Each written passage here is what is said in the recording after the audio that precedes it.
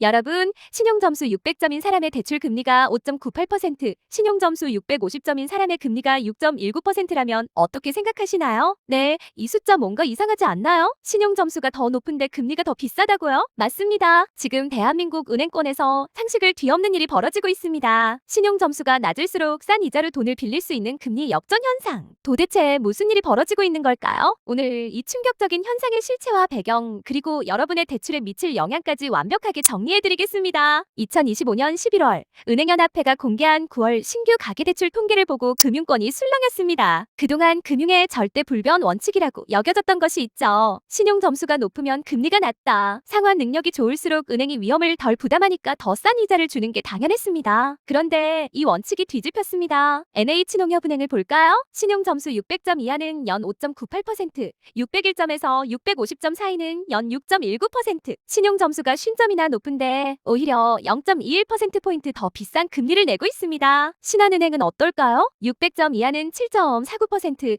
601점에서 650점은 7.72%? 역시 고신용자가 0.23%포인트 더 비쌉니다. IBK기업은행은 더 심합니다. 600점 이하는 4.73%, 601점에서 650점은 5.13%? 무려 0.4%포인트나 차이가 납니다. 1억 원을 빌린다고 가정하면 1년에 40만 원을 더 내는 겁니다. 신용점수가 더 높은데도 말이죠. 그런데 더 충격적인 사례가 있습니다. 바로 카카오뱅크입니다. 카카오뱅크의 금리 구조를 보면 정말 이해하기 힘든 상황이 펼쳐집니다. 600점 이하는 8.19%로 가장 높습니다. 그런데 601점에서 650점은 5.48%로 급락합니다. 그리고 다시 651점에서 700점은 5.91%로 상승하고 701점에서 750점은 5.93%, 751점에서 800점은 5.95%로 계속 올라갑니다. 보셨나요? 600점 이하에서 갑자기 금리가 뚝 떨어졌다가 그 이후 무려 3개 구간 연속으로 신용점수가 올라갈수록 금리도 함께 올라갑니다. 801점이 넘어서야 다시 금리가 내려가기 시작하는데 그래도 601점에서 650점보다는 여전히 비쌉니다. 851점이 넘어서야 비로소 역전이 해소됩니다. 이게 얼마나 이상한 일인지 설명드리겠습니다. 원래는 깔끔한 계단 구조여야 합니다. 신용점수가 높아질수록 금리가 일관되게 낮아지는 거죠. 하지만 지금은 롤러코스터를 타고 있습니다. 흥미로운 건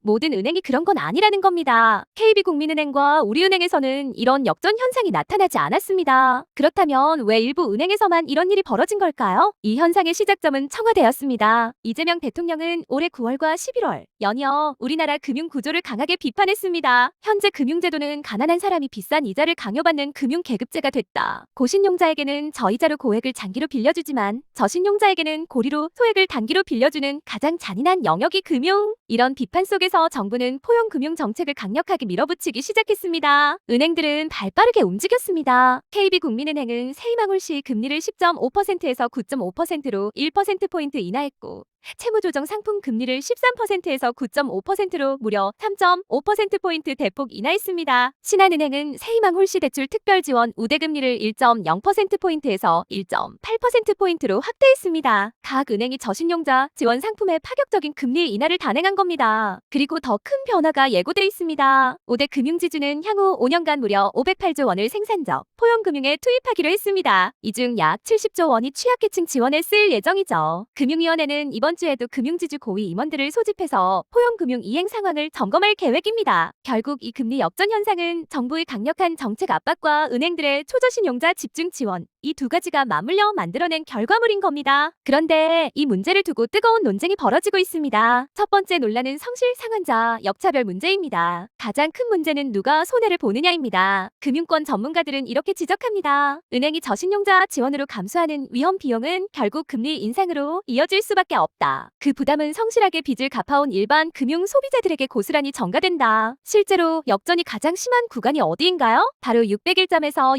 650점, 651점에서 700점 같은 중저신용자 구간입니다. 초저신용자를 지원하려다가 바로 위등급의 사람들이 오히려 더 비싼 금리를 내게 된 거죠. 두 번째 논란은 저신용자가 곧 저소득자는 아니라는 점입니다. 이것도 중요한 지적입니다. 은행 관계자의 말을 들어보면 신용점수는 소득만으로 결정되지 않습니다. 상환 이력, 신용거래 기간, 연체 여부 등을 종합해서 산출됩니다. 그래서 신용점수와 소득 수준이 항상 비례하는 건 아닙니다. 쉽게 말해서 소득은 높은데 신용카드를 여러 번 연체해서 신용점수가 낮은 사람도 있고 소득은 낮지만 성실하게 관리해서 신용 점수가 높은 사람도 있다는 겁니다. 그렇다면 저신용자 지원이 정말 저소득 취약계층에게 가는 건지 아니면 단순히 금융 관리를 못한 사람들에게 가는 건지 불분명해집니다. 정책 취지와 실제 효과 사이에 괴리가 있을 수 있다는 거죠. 세 번째 논란은 금융시장 원리의 훼손 문제입니다. 한 시중은행 관계자는 이렇게 말합니다. 위험도 기반 금리 산정 원칙이 지나치게 눌리면 시장 가격 신호가 흐려질 수 있다. 무슨 뜻일까요? 금리는 단순히 돈이 값이 아닙니다. 위험에 대한 신호이기도 하죠. 신용도가 낮으면 금리가 높은 건 조심하라는 시장의 경고입니다. 하지만 이 신호가 왜곡되면 오히려 무리한 대출이 늘어날 수 있고 결국 더 큰 금융 불안정으로 이어질 수 있다는 우려입니다. 그렇다면 앞으로 이 상황은 어떻게 전개될까요? 전문가들은 금리 역전이 더 심화될 가능성이 높다고 봅니다. 이유는 세 가지입니다. 첫째, 정부의 포용 금융 기조가 계속 강화되고 있습니다. 이재명 대통령이 지속적으로 이 문제를 언급하고 있고 금융당국도 강력하게 추진 중이니까요. 둘째, 이미 508조 원이라는 막대한 자금이 배정돼 있습니다. 향후 5년간 지속적으로 집행될 예정이죠. 셋째, 다른 은행들도 눈치를 보고 있습니다. 아직 역전이 없는 KB국민이나 우리은행도 정부 압박이 거세지면 동참할 가능성이 있습니다. 여기에 또 다른 변수가 있습니다. 최근 주택담보대출 금리가 2년 만에 다시 6%대로 올라섰습니다. 한국은행과 미 연준의 긴축적 통화 정책 때문이죠. 전반적인 금리는 올라가는데 저신용자 금리는 내려가면 그 격차는 누가 메울까요? 결국 중신용자들의 부담이 더 커질 수밖에 없습니다. 여러분, 오늘 내용이 도움이 되셨나요? 이렇게 복잡한 금융 이슈를 쉽고 정확하게 전달하는 게 저희 채널의 목표입니다. 지금 바로 구독 버튼과 좋아요 눌러주시고 알림 설정까지 해두시면 앞으로도 여러분의 돈에 직접 영향을 미치는 경제 뉴스를 가장 빠르게 받아보실 수 있습니다. 댓글로 여러분의 생각도 들려주세요. 이 정책 공정한가요? 여러분은 어느 쪽이신가요? 댓글 하나하나 다 읽어보겠습니다. 다음 영상에서는 이런 금리 역전 시대에 내 신용 점수 관리 전략은 실전 팁을 준비해왔습니다. 절대 놓치지 마세요. 그럼 다음 영상에서 만나요.